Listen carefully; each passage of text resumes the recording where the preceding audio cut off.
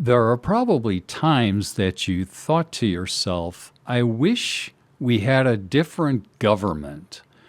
We're going to talk about the desire to have change in our land and how we like to set things up differently if only we were in control.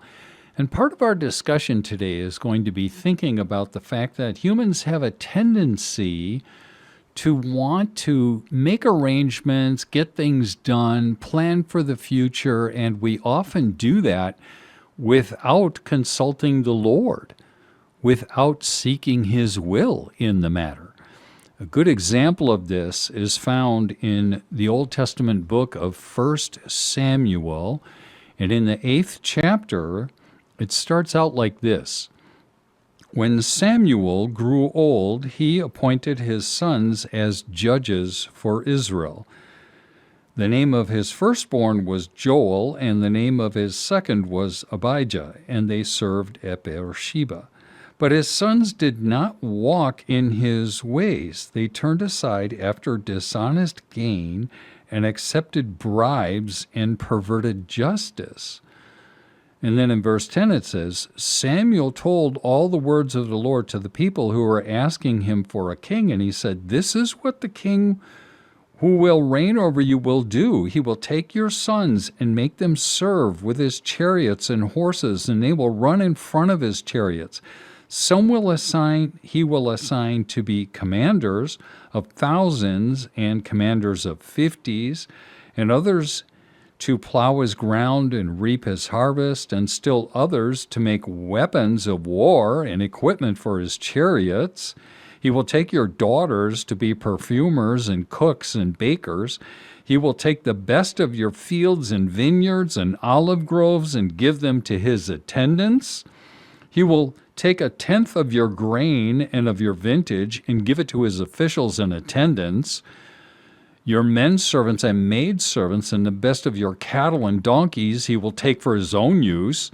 He will take a tenth of your flocks, and you yourselves will become his slaves.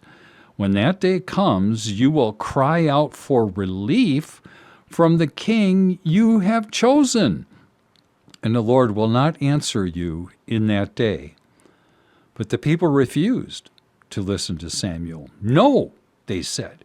We want a king over us. Then we'll be like all the other nations, with a king to lead us and to go out before us and fight our battles. This whole incident came about because Samuel, who was the Lord's appointed leader, his sons were corrupt. And so the people decided, we need a change of government. We need someone else to lead us. And the Lord had been leading them through his appointed prophets, through his people. But the people were disinterested in continuing that. They decided they wanted a king like the other nations. Now, you need to understand what an affront, how offensive this was to the Lord, because he is their king. He is their shepherd. He was the one that was supposed to lead them, and he would do so through the prophets. There had been a period of time where there had been a lot of wars, and the Lord raised up people called judges who were like military leaders, and they would rally the tribes together to fight their enemies, and then they would win a victory and have peace for a while, but the people would continuously fall back into sin and start to ignore the Lord's will again until he would bring enemies once again in order to punish them. And this cycle would go on about a 40 to 60 year cycle, and it just kept repeating. And the people got tired of not having a stable government, and instead of relying on the Lord and his prophet, they decided they had to have a king like the other nations. And that was an offense to God. It was a rejection of the Lord. You can see where individuals through the ages have wanted security and stability. Over history, there have been times where it has been horrible and the leadership has been really bad. You think about the poor people in Africa where the whites came in and took them, and in fact, many Muslims also took the blacks and sold them into slavery. You think of the times where the communist world, led by dictators like Hitler and Pol Pot and Stalin, butchered millions of their own citizens. You think about the wars that are taking place today, and I'm not going to sit in judgment and make any big political statement, but just the uncertainty and the upheaval of wars like what's going on in Ukraine and Russia, or between Israel and Hamas. And people just want security. They just want dependability. They hope that they would get a good government. But there's one big problem, is that humans often try to make it happen on their own instead of relying on the God of the Bible. Instead of relying on Christ and his kingdom, they start to try to install their own form of leadership. And it often leads to disaster, just like it did for the Israelites. You notice what was said about the very king that they would ask for. He would end up essentially conscripting their children to serve him. He would end up excising taxes on them. He would make their men serve in an army for him. In other words, the people eventually would feel the heavy hand of the king that they wanted. Over generations, the king would make it tougher and tougher on his own people.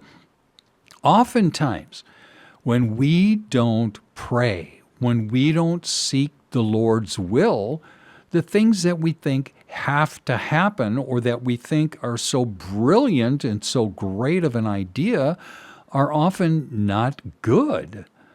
We need to realize a dependency on God and not on ourselves. I know that all of us can think at times our citizenship, our country is not going right. There's a lot of oppressive governments in the world today.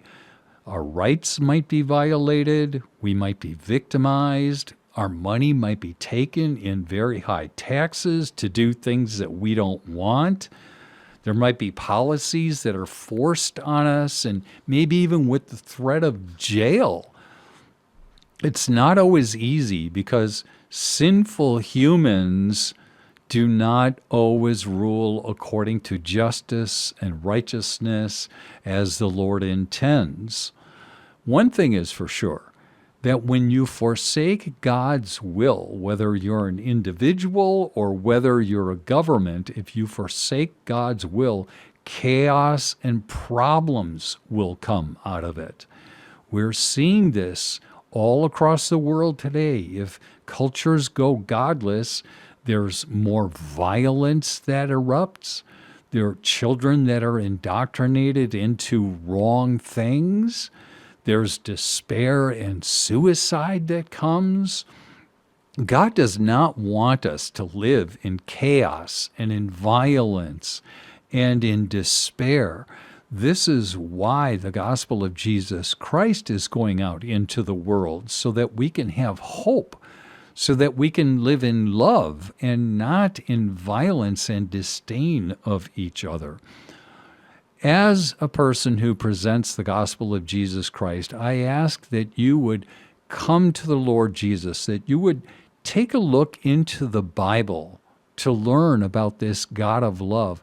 He does not desire for us to suffer and to be alienated from him. He sent his son Jesus Christ so that you could be his child, so that you could be adopted and live as his child. If only more people in the world would understand that. We don't have to fight each other. We don't have to try to destroy each other. We have a God of love who wants us to redeem and to help each other. The kingdom of Jesus Christ, the church, is established so that the love of Jesus can be shared around the world. And there are governments that hate that.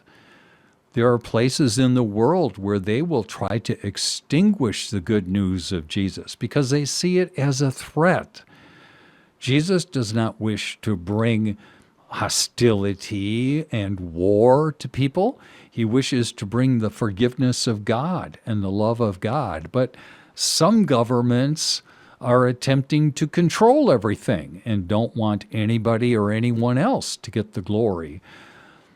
Jesus Christ is Lord of Lords and King of Kings. He will be supreme, and his kingdom is going to come. He will return, and then he will sit in judgment on all humans. You will answer as well, no matter what your status is, no matter whether you're a leader of a country or no matter if you're the lowest citizen. You will answer to Jesus Christ. I think it's in the book of Philippians chapter 2 where it says, every knee will bow and every tongue will confess that Jesus Christ is Lord, to the glory of God the Father. Whether people want to or not, they will acknowledge Jesus Christ. I ask that you do so voluntarily, that you come to Jesus Christ humbly and submit yourself to him. I know that many of us live in very difficult environments, tough places around the world. Soon, not too long, we'll be relieved from all human oppression, all suffering and evil. Christ has come to bring us an eternal kingdom where we receive the forgiveness of sins in his name, where we will have eternal bliss with God. I hope you long for that. Be a good, godly Christian and citizen in your country as a witness to Jesus Christ.